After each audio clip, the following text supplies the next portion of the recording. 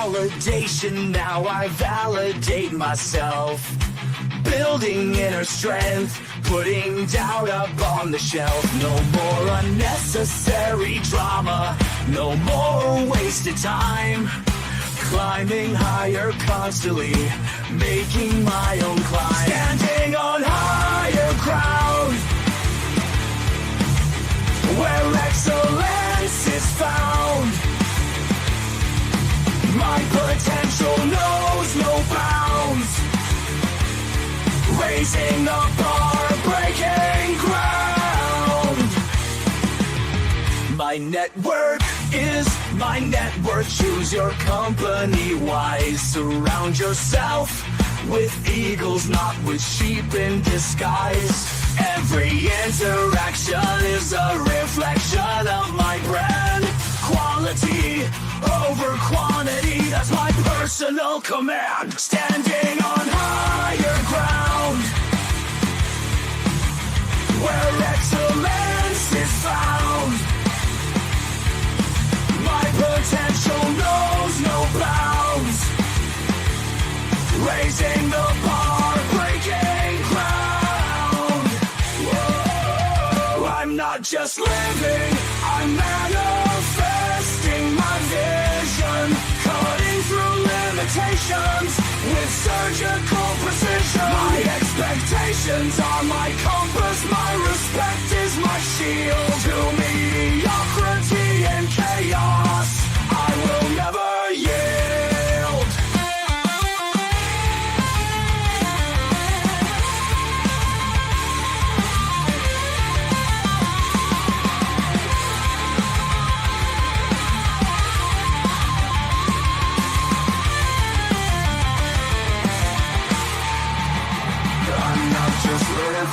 I'm manifesting my vision, cutting through limitations with surgical precision. My expectations are my compass, my respect is my shield. To mediocrity and chaos, I will never yield.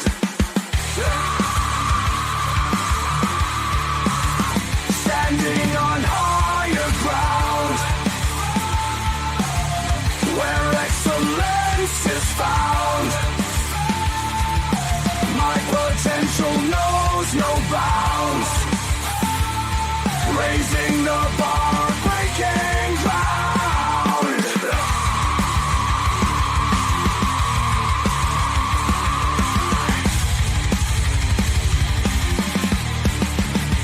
I'm not just living, I'm manifesting my vision. Cutting through limitations with surgical precision. My expectations are my compass, my respect is my shield. To mediocrity and chaos, I will never yield. How you doing, ladies and gentlemen? Welcome to This and That. I'm your host, Xander, where we talk about this, that, and everything in between.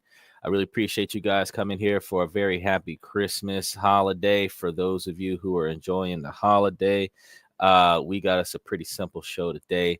Let's see how much time we're going to take up for you. We are talking about traveling eSIMs. So you guys that are trying to get around the world on business, on pleasure, content creators that are traveling using eSIM technology or their primary carrier and coming to find out that it costs a large quantity of money with data roaming. You know, I strongly recommend that you guys take a look at this topic today because I'm going to go about as deep into it as I can get. Make sure that you guys like and subscribe. If you guys have a comment that you want to add to the show, you can do so. If you want to get into the show in real time, you have the opportunity to click the mic or click the link. I say that all the time. Click the link, approve the mic, approve the camera, and then that'll bring you into the show in real time. And you'll be able to say what you got to say on the show. And that will give you ample opportunity, give your special shout outs, your holiday blessings to your friends and family and loved ones, and also be able to, like I say, talk to us in real time as to whatever the topic of the day is. But since today we're talking about some eSIMs, we're probably going to be able to segue off into some sideline stuff, because as I've said before on this and that, when we talk about this, that, and everything in between. So our primary topic for today is going to be eSIMs and traveling around the world, but we will be potentially, depending upon how things go, segueing into other areas of communication or discussion. So it all depends on you guys. Also, remember, if you like the information that we're providing you on the podcast, you can always throw us a special thanks, special emojis, gifts, and other such donations that helps with supporting the podcast, because the information that we dig to get to you definitely takes a lot of time, effort, and capital. Content creators are definitely behind the scenes doing a massive grind, or at least I am, in order to provide to you the in-depth conversations that I provide to you guys on a daily, weekly, monthly scenario. So I encourage you guys to give that a look at. We are live 7 nights a week. We're starting at around 11 o'clock Central Time, which is 10 o'clock Central Time, 11 o'clock Eastern Time, and about 7 o'clock Pacific Time for those of you in the United States, and for the rest of you that are around the world. You guys know the 12 to 13 hour time difference that we have. Special shout outs to Romania and Brazil. Special shout outs to TikTok and Twitter as well. So Liberty Twitcher, Red Void, Omni 81. We give you guys a special shout out for today's show. As you guys pop in, rooter us. Whenever you decide to pop back in, knocking everybody back on the chess games. We want to give you guys a special shout out, because you guys show us a lot of support on the podcast. Reese, Max Supposer, we appreciate you guys dropping in on a regular basis. So with that being said, as you guys start rolling in, let's go ahead and get started with today, as I'm putting eSIM traveling to the test in our discussion to see if it's really cheaper than international roaming. So let's find out some of the information that I have been able to dig up. The world of eSIM technology has been growing in partially among travelers. There's a heightened level of popularity, but partially amongst the travelers. And then again, you have some that are not interested in doing it because of the exclusivity of SIM cards with what you're going to come to see these days, the burner phone, where you can go and buy a random phone out of the store for $20 to $50, and then get you a 250 to or 50-minute SIM card, where the plan has no owner and the minutes are limited, and the device is so cheap that you can throw the device away and get you another device. The device has no signal on it as long as there's no SIM card in it. So you can take the SIM card out, dispose of the SIM card, and then when you want to make another conversation, you can go and pick up another burner phone SIM card and just drop it into that same SIM card phone and hook things up. The rest of us that are on the up and up, eSIMs are becoming a more popular way to get things done, because even I have an eSIM on my device, where you simply go into your settings, go to SIM management, and just toggle back and forth between the SIM card, because I have dual SIM. So I have the ability to switch back and forth between an actual SIM card and a eSIM. So that flexibility allows me to use two different phone lines, which I'm using the same carrier at the moment. But if in the event that I was traveling abroad and it would be more fiscally available for me to utilize a different SIM or a external SIM card for a different company. I could drop in a physical SIM card into my phone, switch out from the current carrier that I have, and utilize a local eSIM scenario. So I encourage individuals who want to have a eSIM to go ahead and dive into getting eSIM technology installed in their phones, or looking into phones that have eSIM equipment on them. As we progress further into the future, technology advances before us. So you understand that you're going to come to see and experience uh, more phones being created, iPhones and Samsung Galaxy S models that are going to have eSIM capabilities and dual SIM qualities. The same way they went from having external batteries to having primarily internalized batteries, they're going to now have internalized SIM cards. So the world of eSIM technology is vastly growing around us. And it's not hard to see why. With its promise of convenience, flexibility, and potentially huge savings on international roaming fees, it's no wonder more and more people are making the switch. But is it really as good as it sounds? Because I mean, you got to think about it. We're gonna talk about that today. And before I dig into the downside, because we have the upside, so I can talk about the upsides all day long. But really, you do risk assessment when you talk about more of the negative impacts of having an eSIM. An eSIM is also known as an embedded SIM, and this is a digital SIM that allows you to achieve a cellular plan without needing a physical SIM card. This technology lets you store multiple eSIM profiles on your device, making switching between different carriers and plans easier when traveling internationally. It also makes your device a significant homing beacon, because since you cannot take out the battery out of your phone and you cannot disassemble the SIM card out of your phone, Big Brother could track you wherever you go with that phone, because that phone is always emitting a signal, even after you've powered it down, because they're tracking the SIM card. So, since the SIM card is embedded in the phone, you can't take the SIM card out of the phone. You would have to leave the phone behind if you didn't want to be tracked in situations where you were being followed by someone or something that you did not want to follow you. Probably, when I think about it, the only reason why I wouldn't want to have a eSIM is if I wanted to be off the grid and I didn't want uh Big Brother to be following me around, and I would elect to not have either an internalized SIM, or I would have my device in a location far enough away from my primary location to where that device is not going to be tracked to my current location.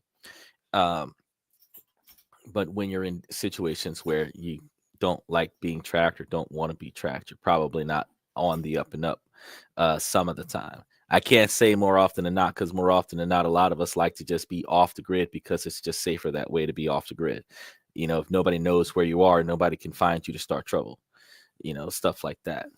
But when it comes to traveling abroad, one of the biggest headaches is dealing with those pesky international roaming fees, because not everybody has a T-Mobile for business accounts, and not everybody has those international plans that includes unlimited roaming, where you don't have roaming fees.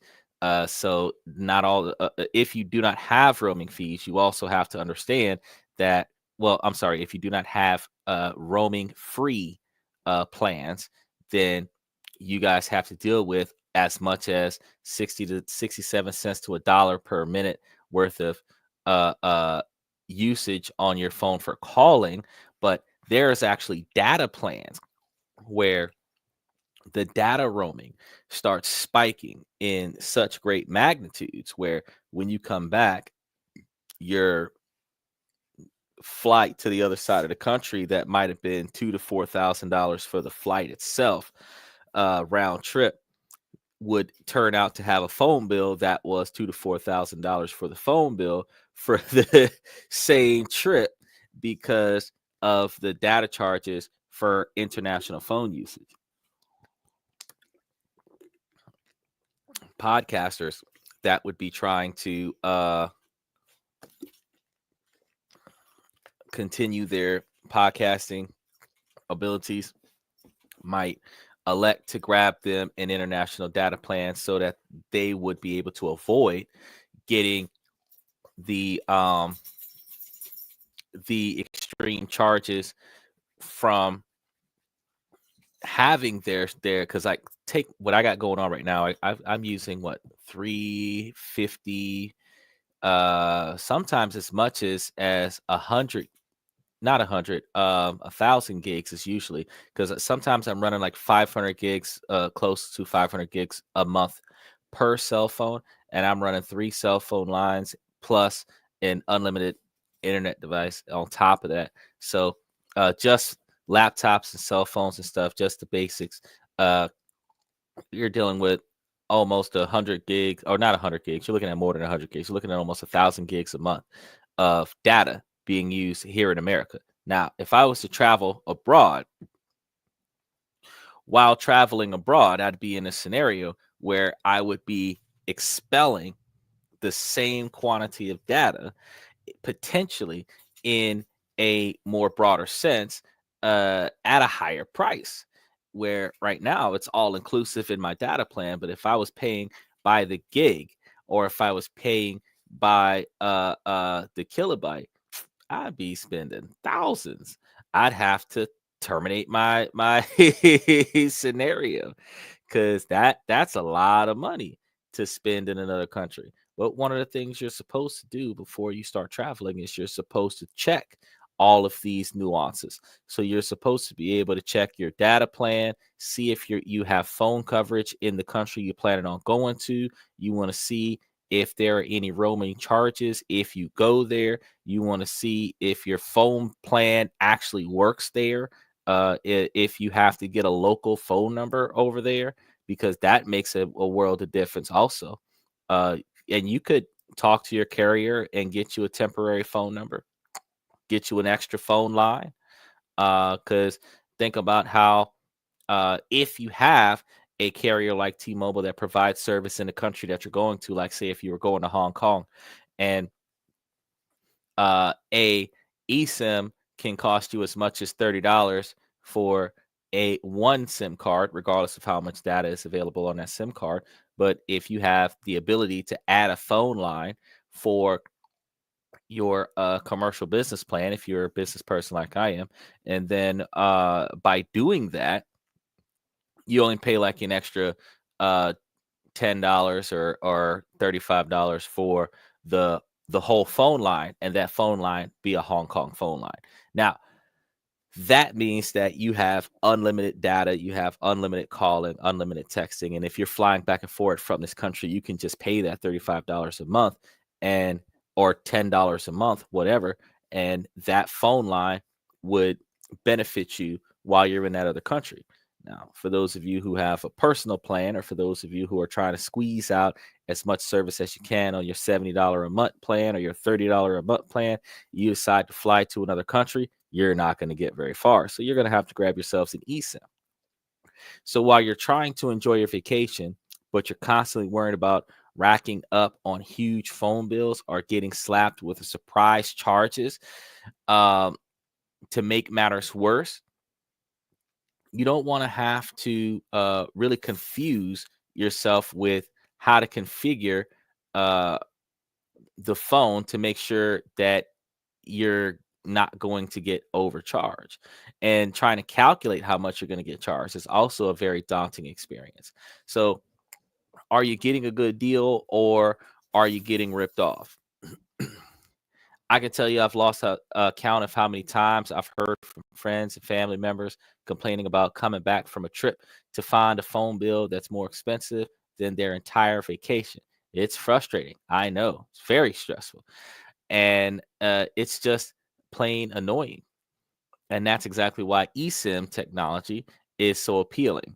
So this is part of that fintech scenario that we were talking about way back when. So I think that uh, this is a very fascinating scenario for us to start getting into.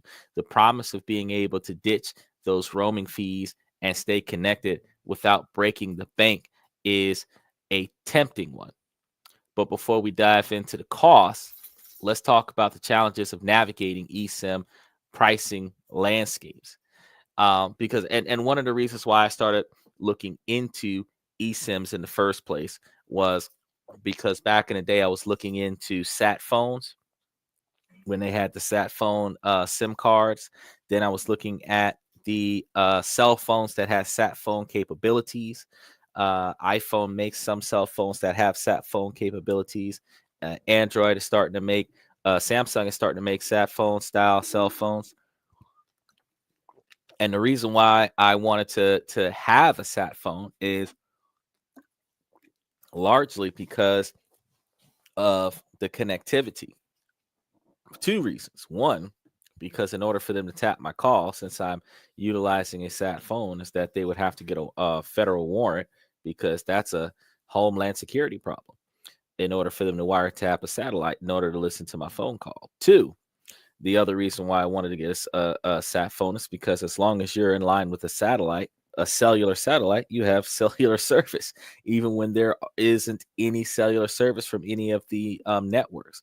Sat phones are more expensive, but a sat phone will provide you with network in places where sat phones are, where cell phones don't provide you. Like, for example, over the water, you'll be able to make a call when nobody else can if you have a sat phone. Now, I also understand that some countries, including the United States, does not permit the actual travel with and possession of certain sat phones. And that's one of the reasons why I was going the extra mile to see if I could have sat phone capabilities embedded into my individual cell phone, specifically because if they can't identify it as a sat phone, they can't charge me for being in possession of a sat phone. And while I'm not utilizing it as a sat phone, I don't have to be concerned about being in possession of what looks like a sat phone that could potentially be frowned upon by the individual person that would prefer to break my tail light and tell me that my tail light's out, as opposed to literally having something that I'm not supposed to have in my vehicle. So I started looking into this, and that's when I come to find out you can buy actual SIM card sat phone technology, where you can slip a SIM card into your cell phone when you have dual SIM technology, and you'll be able to uh, uh, key in your capabilities of connecting to a satellite and then making satellite calls. I would prefer an actual satellite phone, but I would actually prefer a satellite phone that doesn't look like a satellite phone with a giant antenna that looks like a cane, because I want to be inconspicuous with my usage. Either way, it's not always easy to figure out exactly how much you're going to be charged, and it can be tough to compare prices between different providers. And you also have to remember that certain providers aren't providing services in every country. So that's why it's so important for you to do your research and understand exactly what you're getting into before you make the switch.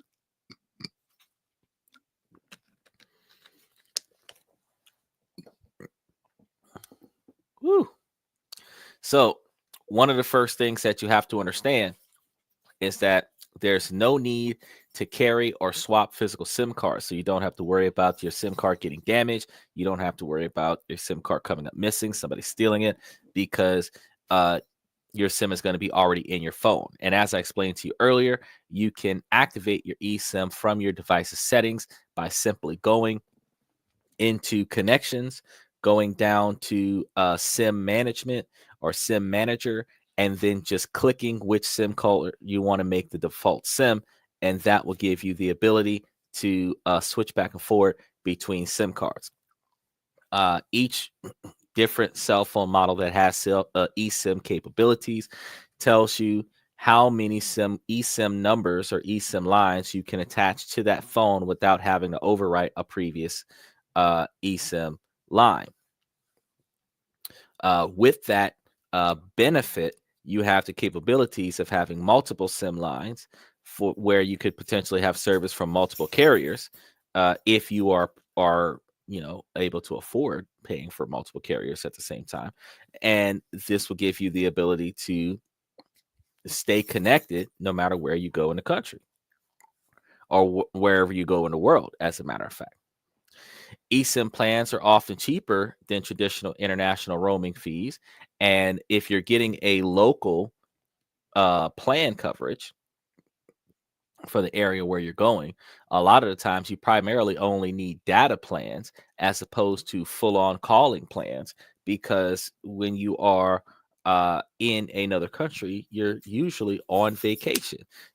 Some people are going there for work, but when you're going there for work, you're not using your cell phone. And if you are not using your cell phone for work, you're probably going to be using your cell phone for GPS to get you where you got to go. If you're a content creator, you're going to be live streaming. Um, you might do a lot more pre-recorded stuff than you do live streaming, but you're going to be trying your best to really use your data while you're in other countries to live stream or video record, or if you're going to use a Wi-Fi based service to, like, Skype your friends back home or something like that, to let them know that you're alive, haven't been thrown in a duffel bag and shipped to a different country against your will, stuff like that. Uh, but for the most part, you're not really trying to sit there on a phone calling and talking to people back in your home country when you've left that country potentially on vacation. If you're on business, you're not, unless you are the kind of person that's always on a call, you're not going to be on a call traveling to different countries. You're going to be talking to those people in person now, because those are probably the people you were on the call with when you were originally back home. So some of the providers, like Airalo and Halofly, offer competitive rates for various destinations. You can have multiple SIM profiles stored that allows you to switch between each one of those providers easily, and depending upon your location, because you also have to remember that you're switching back and forth between the accessibility and connective rates of the network that you purchase. So purchasing and activating an eSIM before you travel to ensure you have internet access as soon as you arrive at your destination is highly encouraged. You want to disable international roaming on your primary carrier to avoid additional charges, and use apps like WhatsApp, WeChat, iMessage, Skype, and other such. I think they also still have Text Now and some other places that allow you for communication over Wi-Fi or data plans, as they work seamlessly, and their data connections provided by your eSIM. So it doesn't matter uh, if your primary carrier does not connect, you can use a third-party service to still connect, and you can actually utilize, in some scenarios, the free version of that service, where you really only have to pay for the internet around that service, and then you'll be good to go. So moving on, let's talk about differences between eSIMs and traditional SIM cards. One of the biggest adventures of eSIM technology is just how easy it is to use with a traditional SIM card. You have to physically swap it out every time you travel to a new country, and this can become taxing. So if you're trying to go from one country to the next, and your home country is not one of those two countries, you have your home country SIM card, your new country like, say, Japan, your other new country like, say, Singapore, and the juggling SIM cards in your bag is a hassle. I actually have 3 extra SIM cards in my laptop bag, and it's crazy because I actually had to call the carrier and go over each one of those SIM cards to figure out which ones had active lines on them and which ones don't. And uh assuming that all of them were active, and come to find out that some of them were active. So now I have to remember which ones are active and which ones are not, and then be able to grab one of the active ones and say, hey, let me put a line on this one. But if I have an eSIM, whatever cell phone that I'm using has all of those lines embedded in it already. Now, granted, when you lose your cell phone, or if your cell phone gets stolen, you're losing a whole lot more than what you're losing if you just had to take a SIM card and stick it into another phone like we used to do back in the day. Phones were not as important to keep on us when we didn't have eSIMs. We just had to keep the SIM card on us, where you could take the SIM card out of one phone, put it into your pocket, throw the other SIM card, throw the other phone in the trash, and then take your new cell phone and drop a SIM card in it, downloads all the data from your old phone. Which, if your phone got ran over by a car or stepped on or whatever, that's probably one of the best things about having an external SIM. But having an eSIM, yeah, that phone's gone, all your SIMs are gone. With an eSIM, you can just switch to a new plan or provider of the plan if you have a different SIM card with different providers. So if you have an unlocked cell phone, you can have a eSIM from primary carriers like T-Mobile, AT&T, and Verizon all at the same time, and still have an international SIM card. Depending on how many lines you can have on your device at one time, you could still have an international SIM card added to that phone as well, where you would then have 3, 4, 5 different phone numbers attached to the same phone, and each one of those numbers has its own data plan. It's convenient, and it's flexible, and it's just plain easier. The complicated part about that is going to be juggling back and forth between the phone numbers, because when you make an outgoing call, you have to pre-select which number your outgoing call from. And if you outgoing call from the wrong number, now the person that you're calling has more than one number for you. And if they're the kind of person that saves all of your numbers under one contact list, now it's less easy for you to maintain your off the grid status if you do not keep track of that. But you can name each one of the SIM cards in your phone. That way you would have, you have your company phone. If you want to have a private phone, you can have that one that says private number, or a home number, and then you have your work number, and then you would have your international number. And then you just got to remember that when you decide to dial out, that you're going to click a button that dials out from that particular number. Now, all incoming calls are going to be coming in from the number that was called. So it doesn't matter which line was called, the same phone is going to ring. So the question that you're going to have is, are you identifying yourself as the same entity every time the phone rings? If so, then you're good. If not, then you might have a little bit of difficulties there if you have multiple different personalities or multiple different companies that you represent, and the phone rings and you're not sure which company they're calling for. Another major advantage of eSIM technology is the potential for huge savings, because you're not limited to a single provider or plan, so you can shop around for the best deal and save serious cash. And let's not forget about the flexibility with an eSIM. You can easily switch between the different plans and providers depending on your needs. That means you can get the best coverage and the best price no matter where you are in the world. For example, if you wanted just to have incoming and outgoing phone calls and text messages, you can buy a SIM card that does that. And then if you wanted to just have additional data when you're roaming outside of your coverage zone, then you could have a eSIM that just focuses on that. Or if you have certain areas where your primary provider does not provide service, but that area in eSIM does provide service, you can have it just for that particular location, since you're going to be in that dead zoned area for an extended period of time. So all of these are different scenarios where you can mix and match how your eSIM compares with and subsidizes the utilization of your primary provider so that you're not paying extra exuberant costs from your primary provider because you're roaming in a dead zone that is not provided by your primary provider.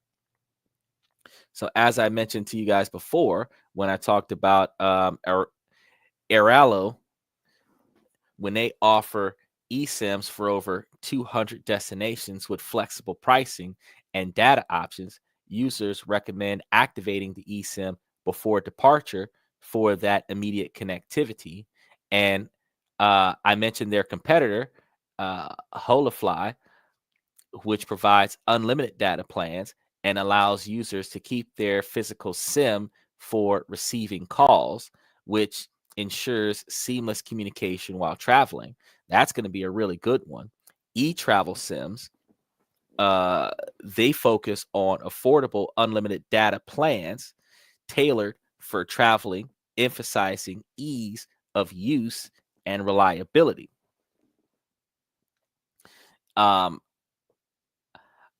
iRoamly, known for reliable connectivity in specific regions like Southeast Asia, are suitable for travelers who need consistent internet access.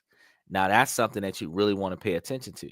So, if you were trying to go to Southeast Asia, I do believe you're going to be somewhere near Singapore, as opposed to being in the southwest side of things where you would be in the Philippines. So you want to make sure that you double check which country is being provided by that SIM card before you pick up a SIM card, because not any e-travel SIM card is going to work exclusively for the country that you're going to.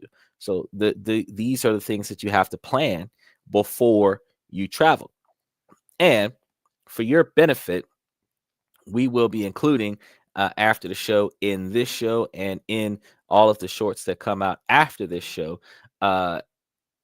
links to eSIM companies that provide travel eSIMs that will allow you guys to be able to pick up some eSIMs, because I mean, I wasn't thinking about it until just now, but I know some people who actually could give you guys good rates on some eSIMs. So there'll be some information about that down below later after the show. But purchasing an eSIM plan is one of the things that you have to really think about, which is a lot like buying a pair of shoes or buying yourself a car. You have to choose a provider and select a plan that suits the type of traveling that you're doing. If you're doing personal traveling, you might ask for less service. If you're doing business travel, you might ask for more service, and vice versa, depending on what type of work that you would be doing versus what type of leisure that you would be doing, and how much your phone or your internet plan or your cell phone plan is going to be utilized during the trip. Installing the eSIM is going to be easier than setting up or sticking in the SD card, the SIM card, because you just follow the provider's instructions to install the eSIM on your device. And this usually involves scanning a QR code or entering an activation code.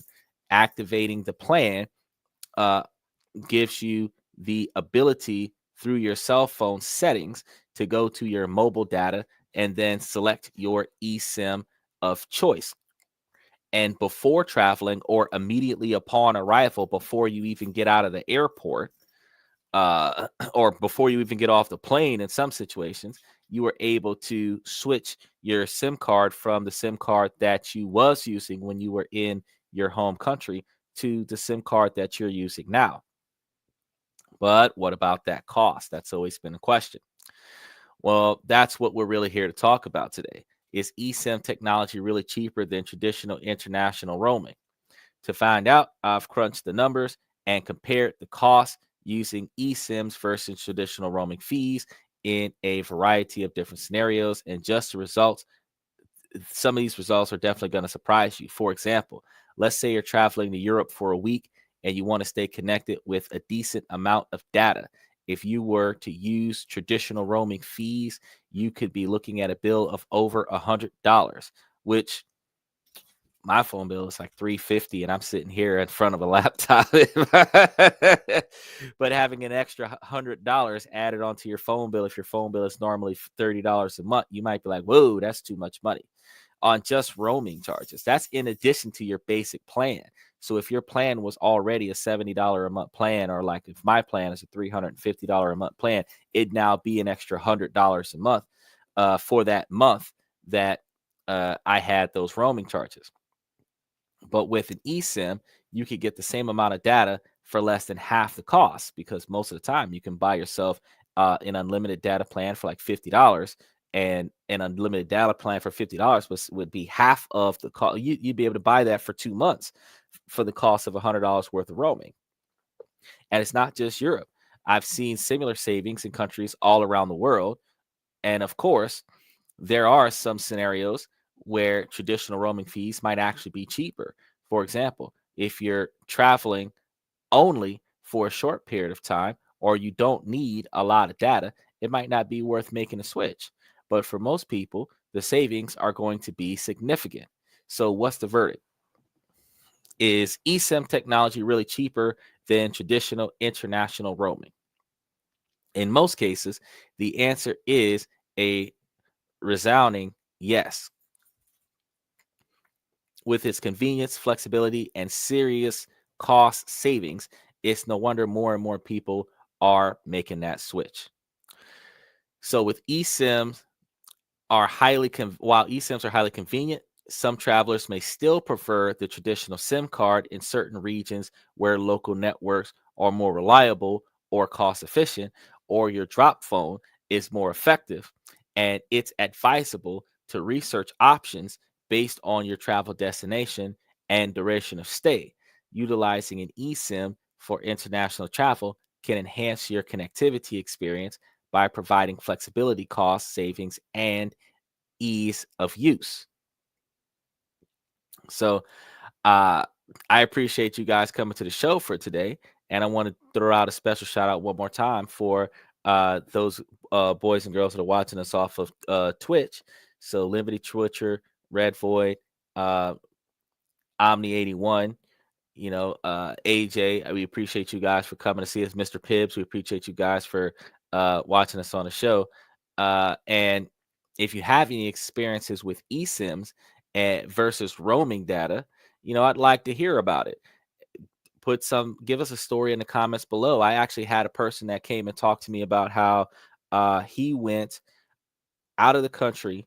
He went on a trip, and he was trying to drive somewhere in the country where he didn't know the language, and he lost connectivity, and he had to ask for directions to get to where he was trying to go.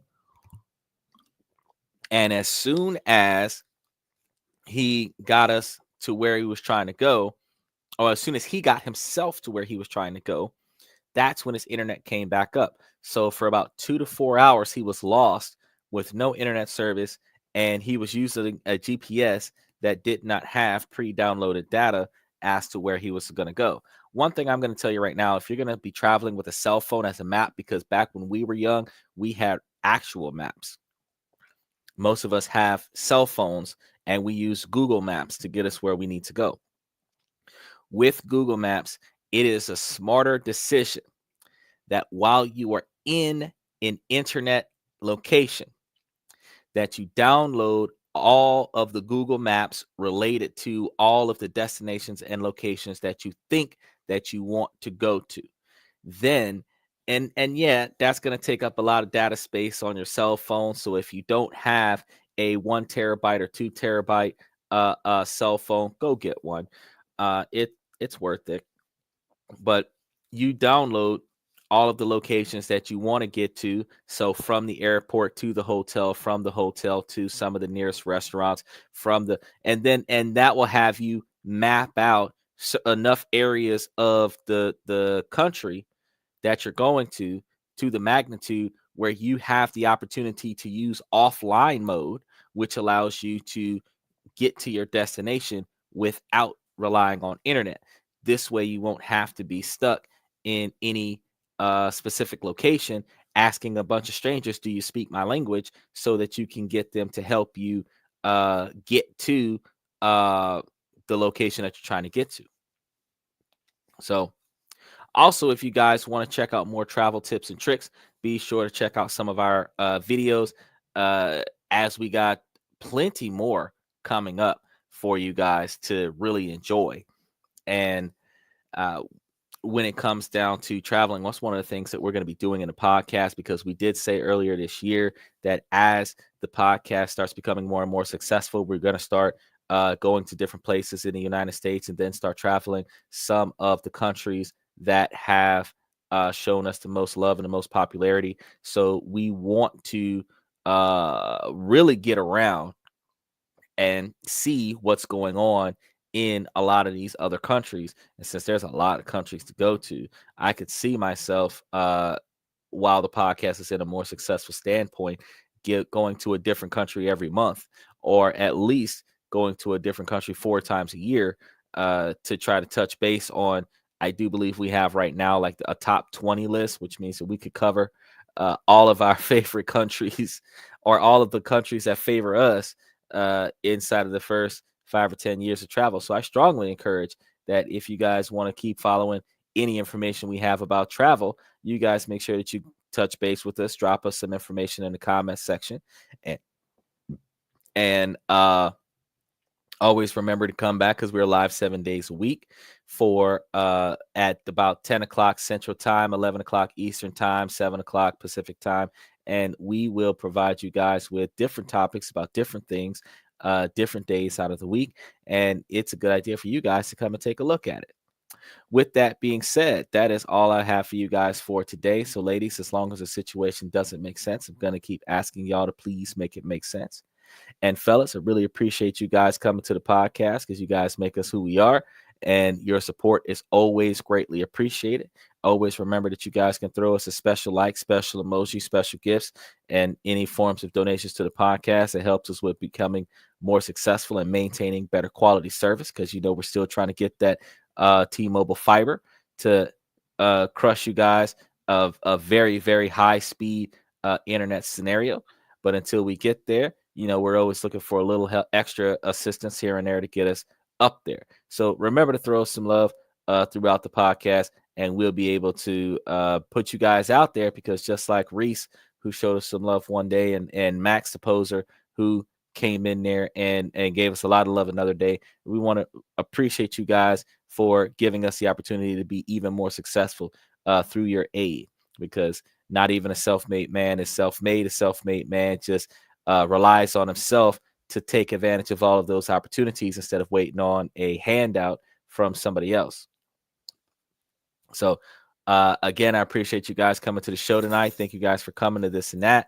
I'm your host, Xander, where we talk about this, that, and everything in between. I'll see you guys tomorrow night.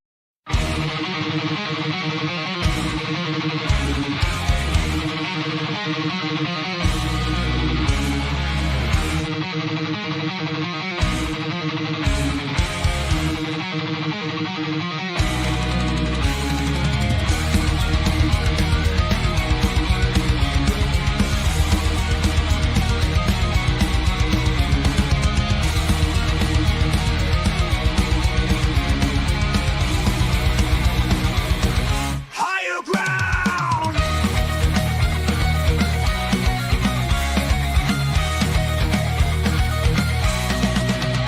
Used to chase validation, now I validate myself.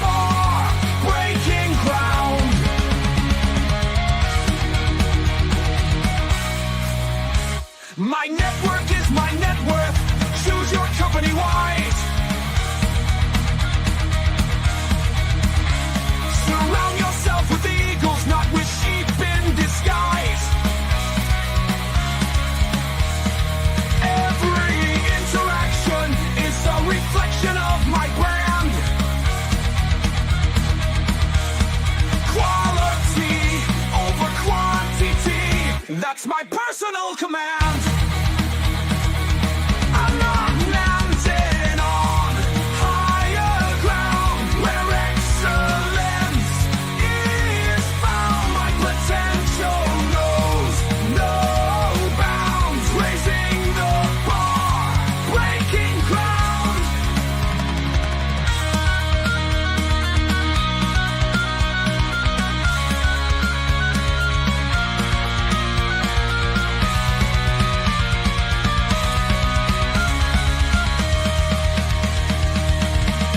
I'm not just living, I'm manifesting my vision, cutting through limitations with surgical precision.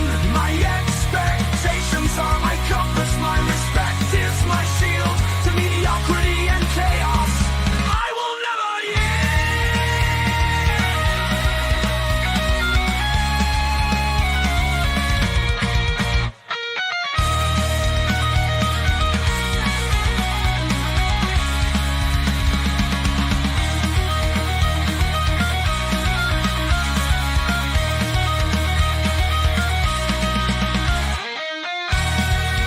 I'm not just living, I'm manifesting my vision, cutting through limitations with surgical precision. My expectations are my compass, my respect is my shield to mediocrity and chaos. I will never yield.